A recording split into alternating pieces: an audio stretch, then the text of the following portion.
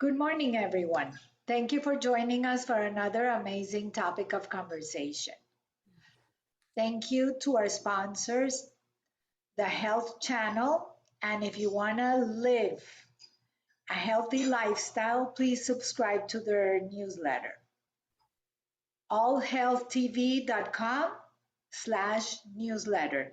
And to the I Remember Against Genocide bracelet.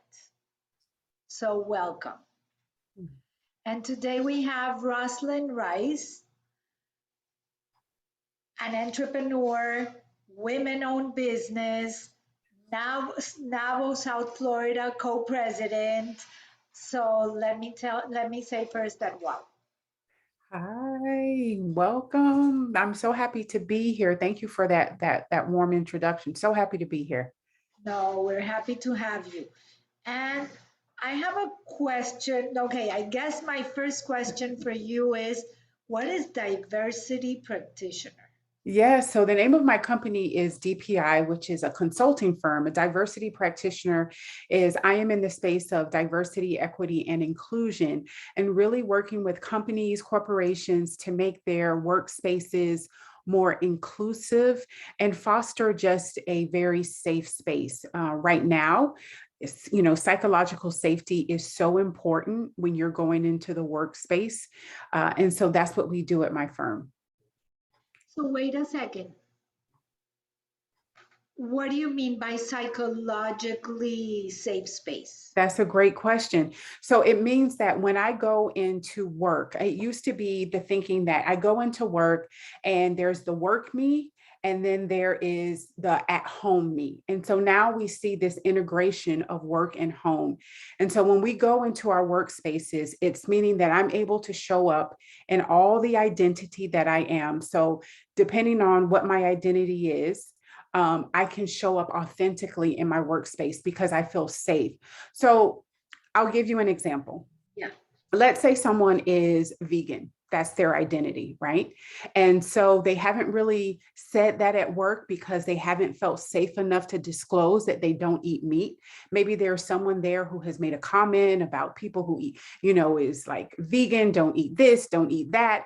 And so they don't feel safe enough. And so when there's an event going on, maybe they don't show up because the menu is not fit their restrictions of how they eat. And so when you have a safe space where someone can show up no matter what their identity is, it really helps the environment be more inclusive and welcoming for all people.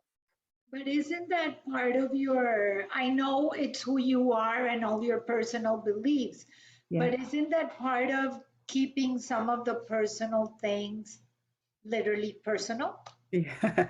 Yeah, you know what? Social rules apply. And so with anything, there has to be that emotional intelligence of what do I present when I am at work. But I think what we're seeing now that if I have a different sexual orientation than someone, or if I am from this country, but I've not said that because people have made comments in the past about being from a certain type of country, I can have a workspace where I can show up authentically in who I am as a person. It doesn't mean I need to divulge all of my personal history, but I want to be able to show up as my authentic self, as my authentic identity. Well, yes, last week we had a very interesting conversation of living genuine. Yes, So it sounds more like that part. yes, So absolutely. moving a little forward, Yes, you are a best-selling author yes, of a really interesting book, The Power of One yeah. and Finding Hope in the Midst of Struggle. Mm, And it's about words. mhm. So tell me your favorite word in the book.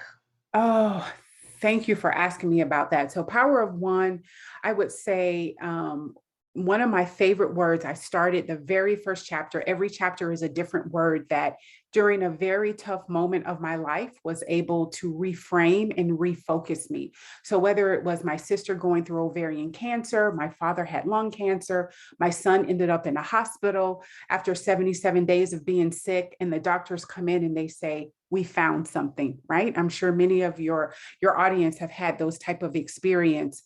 I needed one word to change the trajectory of how I was feeling in that moment. So one of my favorite words is the first word is courage. And I know we think about, being courageous and bold and in like the big moments of our life. But for some of us in 2022, we need courage just to be able to get out of bed in the morning.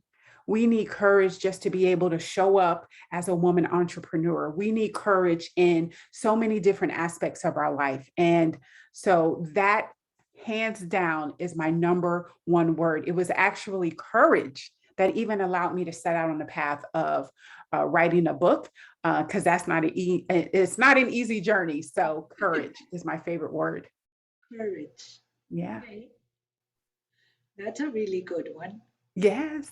You were also, there's another word that I like a lot Mhm. that has also to do with what I do in the event business, Mhm. which is expectations. Yes. Yes. Tell me from your point of view, and I'll tell you from my point of view. The difference. I think if we walk throughout life without expecting anything, that is what we will receive. So I think about when I started having renovations done in my kitchen, and I'm sure many people have had renovations done. The process was so long. It was easy to start. It was exciting. I remember demo day. We had the conversations with the architect and the sales team and just had picked out all the faucets and all of that type of stuff, picked the general contractor. But the process of that was very long and arduous. It was chaotic. But the expectation was that I would walk away with this beautiful kitchen. And so I think that in our lives, we have to have a certain level of expectation that when I show up, that the world is going to change. And I know sometimes we think that that's such a big picture and I'm just one person and I can't really change the world, but we truly can. I love asking my kids around the dinner table, like, how did you change the world today? What did you fail at? Like reframing what that looks like. And so expectation is, what am I looking forward to?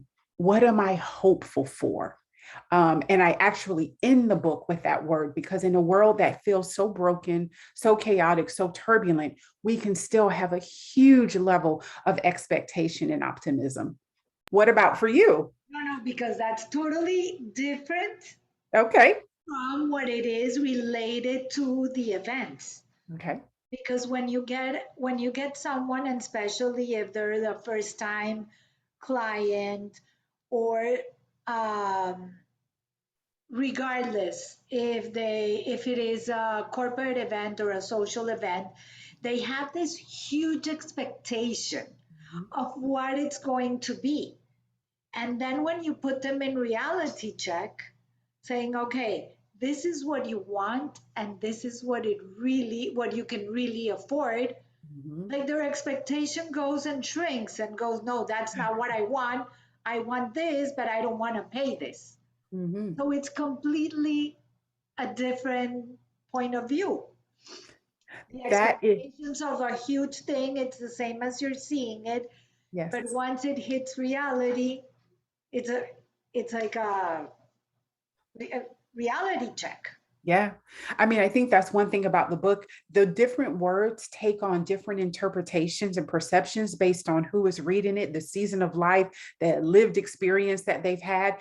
Definitely from an event perspective. Yes, you come in with a great big expectation, but along with that is your budget. So I love the fact that you're in a space where you get to level set those expectations and really find out what inspires them to have that expectation and then create memorable experiences, right? That align with their budgets.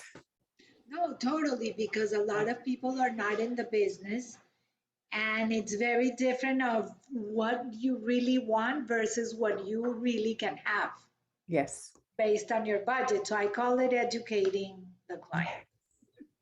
That's absolutely right. Yes, and it changes all the time. I mean, you've seen so many changes in your industry. So yes, you do have to have that educational piece of level setting those expectations. So before we move into something else, I also have another word Yeah. that I loved and I wanted to hear from you: confidence. Yes. Yes, let me tell you, I consult a lot of business owners. And one thing that I find is there are certain aspects of their business where they don't feel confident. And many times that will lead them to, hire outside of what they feel that they're passionate about. But I think it's important that we have confidence. Confidence is like trust on steroids. And so if you're confident and you show up just with a confident, expectant outlook, it definitely helps versus showing up and it's like, I'm not sure. And you kind of, condense your shoulders down and you're like, oh, I don't know. What do you think? No, confidence is standing up straight and believing, having that, evoking that emotion that what I'm selling, the services I'm selling, the products that I'm selling, I'm confident that this is going to be a solve to someone's problem. And that is what people buy. They are able to buy that confidence that you're exuding through how you're educating, through your experiences, through your products, through your services, through your stores. So confidence is a necessary piece for business owners. Definitely. Yes, Because I think that without the confidence that you can make it, you will not even go through the next step. exactly. Exactly. Exactly. So now to our topic, because we haven't even touched our topic of conversation I today. know. No, I know. Yes. That was like a Yeah. pre-topic. Yeah. The introduction. What is being an empathetic leader? Oh, that is such a great question. In 2022, we used to just really focus on, performance. And I think now with so many people going through so much, no matter who you see, there is some way that they've been impacted by COVID. They have been impacted over these, past 2 years. So empathetic leadership starts with a leader being willing to be vulnerable, and through that vulnerability, they're able to develop a level of connection and trust with their team. And when you have that connection and trust, as I was just reading a study by Deloitte, you're 6 times more likely to be innovative, 6 times more likely to anticipate change and be able to respond effectively, and you're 2 times more likely to be able to hit your financial targets. Because in the space of being vulnerable, we are able to then drive innovation, which carries throughout our programming, our services, our products, our supply chain. Empathy is definitely one of the soft skills that every leader needs to have in 2022. But I know that when 2020 hit, everything changed. Mhm. Like there's a song in Spanish that I really thought it was amazing. It is 2020 when the world stopped. Yes. And it was literally that. The Mhm. world stopped and we all thought that we were going to change a lot of things. But I found out that as 21 came and now we're going through 2022, not only people did not change, but they went back to being their worst self. Mhm. I've seen that there's more aggression, Mhm. there's less empathy. Mhm. That's Mhm. what I'm seeing. Yes. So we literally didn't move forward. I feel that we moved backwards. Mhm. In that respect, I agree. I think that's why there is this now concerted effort to bring attention and awareness to mental wellness. Because I think in a lot of people's life, we live in America in a space that is so breathless, so you're moving at such a fast, dynamic pace that it's often hard to find 5 minutes, just 5 minutes of stillness to kind of reset your mind, to think about oh, ways that you have gratitude, ways that you've had blessings that day. Like even in the midst of hard times, I've been in, ICU with family members and they're on their last leg, as doctors have said. But even in that, there are ways to have gratitude. The fact that I am able to be there with them, my loved one, was really a space of privilege because there were so many people going through the pandemic that were not able to be with their loved ones, right? So I think there's always a way for us to look, but going back to people have become less empathetic. I think many of us are emotionally illiterate, that we don't understand how we're feeling. And when we don't understand how we feel, it comes out with aggression. So there could be something that has been said to me, and this is a part of empathy, is really understanding, have an emotional vernacular of what am I feeling? What am I feeling? Am I overwhelmed? Am I calm? Am I disappointed? Sometimes we'll just be like, I'm good, right, Gladys? Like we've said that, we've had a conversation. It's like, I'm good. And really, it could be that I'm hurt. But we're just going to passively aggressively say, I'm good, and then shut down. So empathy is where we have to open ourselves up and be vulnerable. There is Brene Brown, a familiar voice in this space. She talks a lot about vulnerability, and she has a book called Dare to Lead that is so good and really talks about this topic of empathetic leadership. Yes, but for example, when you open up and you say, okay, I'm not good today, Mhm. then you get the reaction of pity Mhm. or okay, come on, get out of it. It's not that bad. And you go, okay, what do you know about it? It's not that bad. Yeah.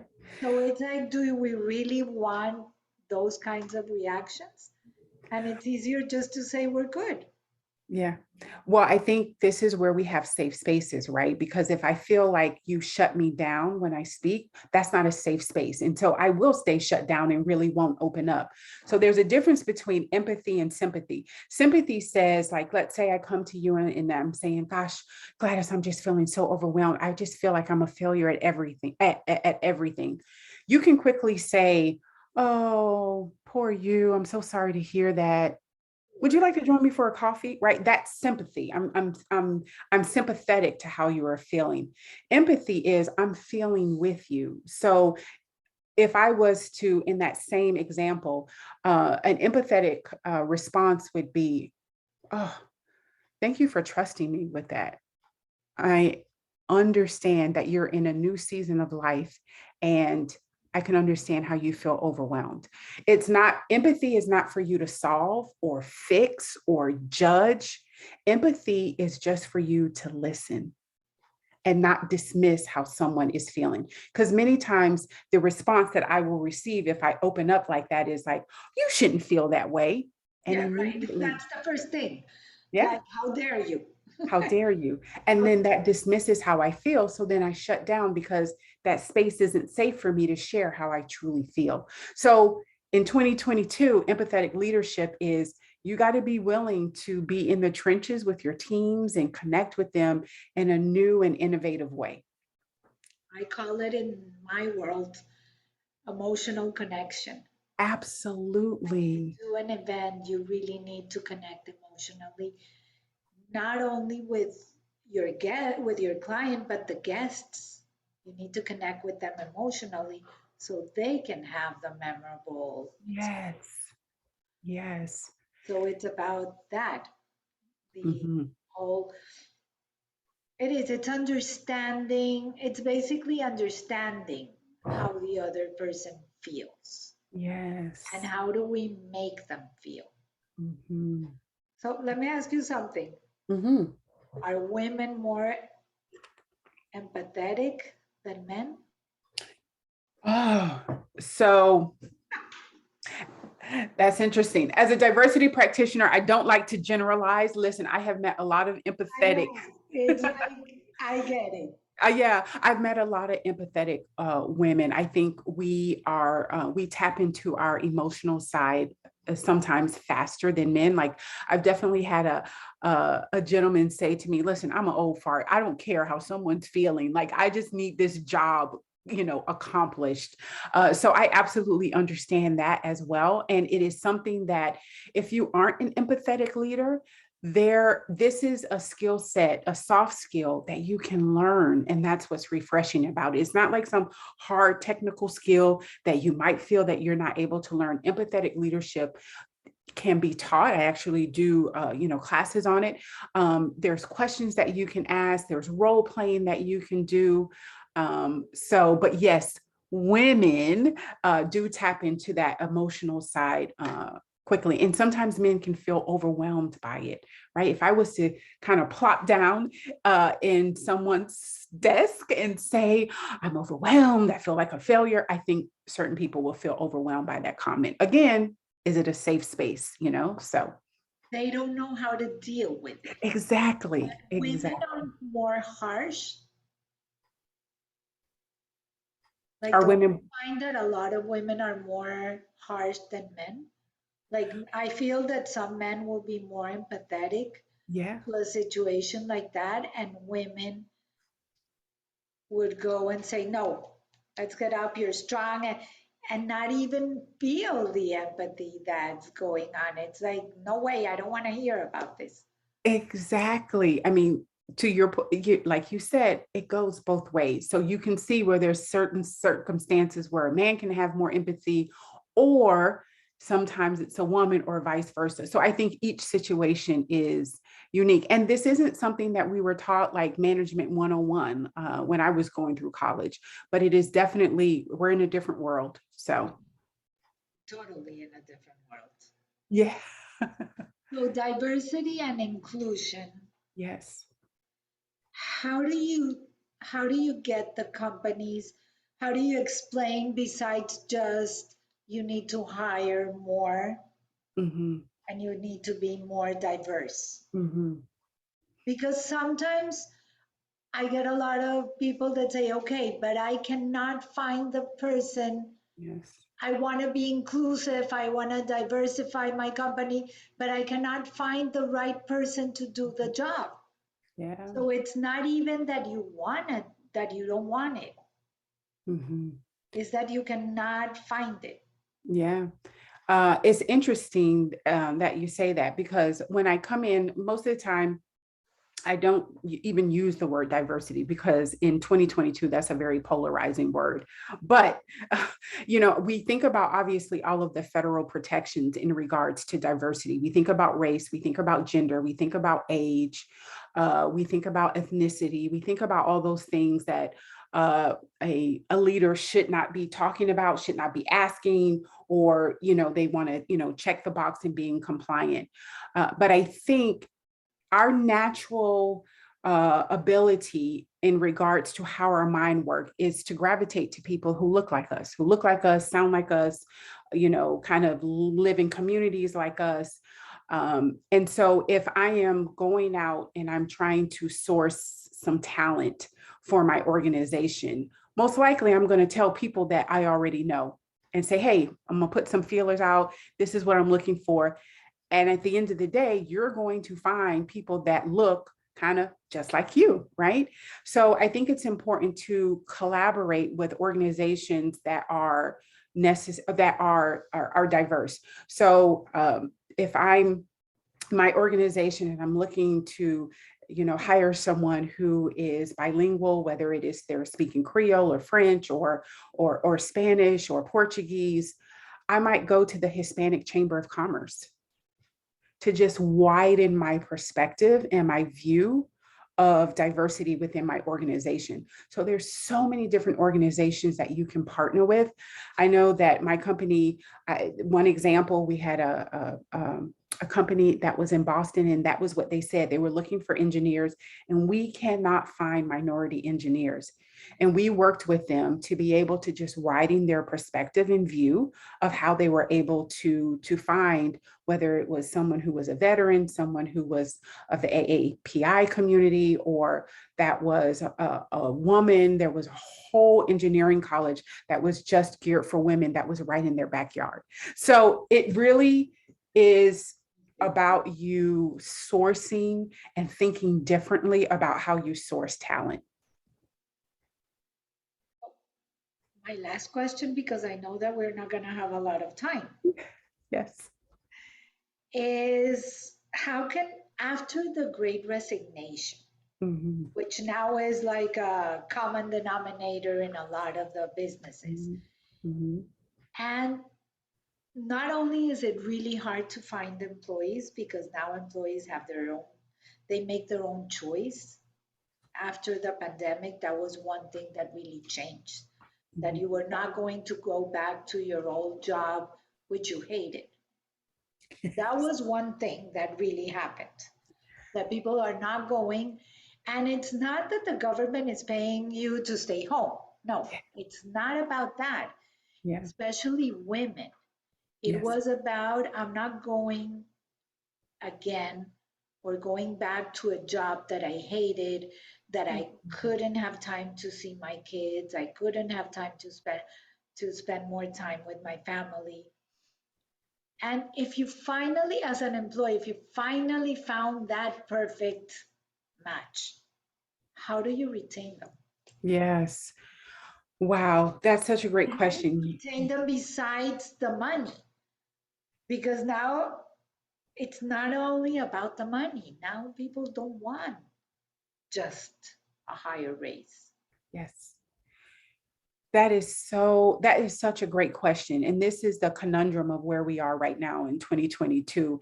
And I thank you for not many times when we don't know the facts, we will make up our own stories. So I remember when that great resignation was first happening, people were like, oh, people are lazy, they just don't want to work. And that absolutely was not it.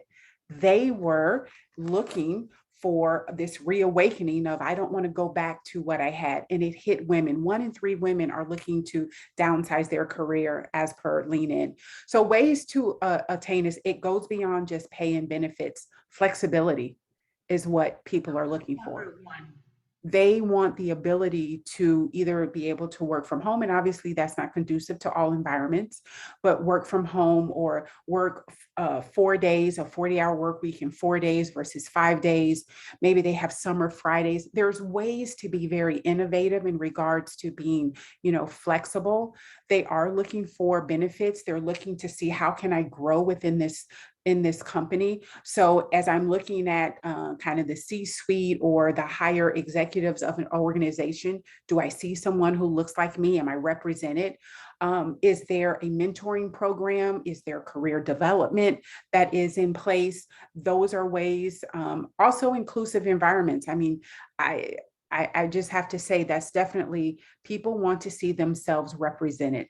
And that is definitely one of the top ways to be able to retain talent. Being able to have a leader that's listening, but listening not to just respond, listening to really understand and build commonality, connection, and trust. And not just be kind of someone sitting in an ivory Yeah, I castle. listen to you, but it goes one ear and goes through the other one. I could care less. Exactly. So those are just some ways that, people in 2022, kind of post-pandemic, if we can even say post-pandemic, are what they are looking for. And there's some people who are literally turning over within 3 months. They come into an organization and within 3 months they're gone. Correct. That's what we're seeing. Yes. That people are not happy and now they're not afraid to go Mhm. and look for another job. Ex- Before it used to be, okay, I got a job, I need to take care of it. And now it gave them like permission Yes. to go, or in your words, confidence or courage to Yes. go and look for something else that they're not happy with. Yes. Absolutely. We're seeing more competitive pay People are saying, I'm not willing to work at minimum wage anymore. So competitive pay is definitely a huge part of it. But the burnout, that person needs to know that I'm going to have my leader model what rest looks like, what healthy work-life boundaries look like. That's another way. If I'm saying, oh, you don't have to work on the weekend, yet I'm sending all of these, Emails emails. Saturday at 9, but you need to respond immediately. Exactly. No, I heard this week something a little disturbing that Mm, someone said that they were looking for people to hire, but one of the things that they asked was if you had a hobby. And mhm, in my point of view, I think a hobby is a really healthy thing. But mm. they said, no, we don't want people with hobbies because we want them 100% concentrated on their job and nothing more. Wow. I was shocked. Yeah, me I was too. shocked because I go, okay, for me, it was the other side of the story. Like Mhm, if you have somebody that has a hobby, it would be somebody that would be happy out of your job. And no, mhm. they Yeah. wanted something completely. So would love to follow up and see how long they retain their employees. Yeah, I mean, I think Wow, because now we need to be not just to care about the work person, we need to care about the whole individual. correct. About how And they are, who their family, if they're a caretaker, if they have kids, if they have to pick up the kids. yes. It's like It- what happens if you get called from school? yeah. It used to be in the past, 20 years ago, that women could not even mention their family. Mhm. Or if they went to pick up their kids from school, they risked being fired because you were not allowed Yes. to Or have what if, kids. or if you're on maternity leave, or if you're a father and you ask for paternity leave. Oh yeah, that was not, no way. Yeah. Yeah. So I think also retaining, celebrate differences. I have the privilege that my religious holidays are, most businesses are closed, Easter and Christmas. But if I am someone who is, Muslim and or Jewish, am I making sure that I am celebrating the differences that we have, but also aware of, from a cultural awareness, when their religious holidays are, making sure I'm not having mandatory meetings on their Yom Kippur, their Rosh Hashanah. So celebrating differences is absolutely important to retain employees. Respect for the Yeah. beliefs of others. Yes. And with that, I'm going to have to say thank you. Thank you so much, This Gladys. was Thank you. really good. Thank you. And to everyone, see you next week for another amazing topic of conversation. And above all, stay safe. Yes.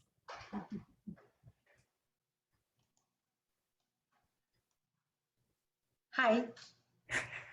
Did you stop the recording or no?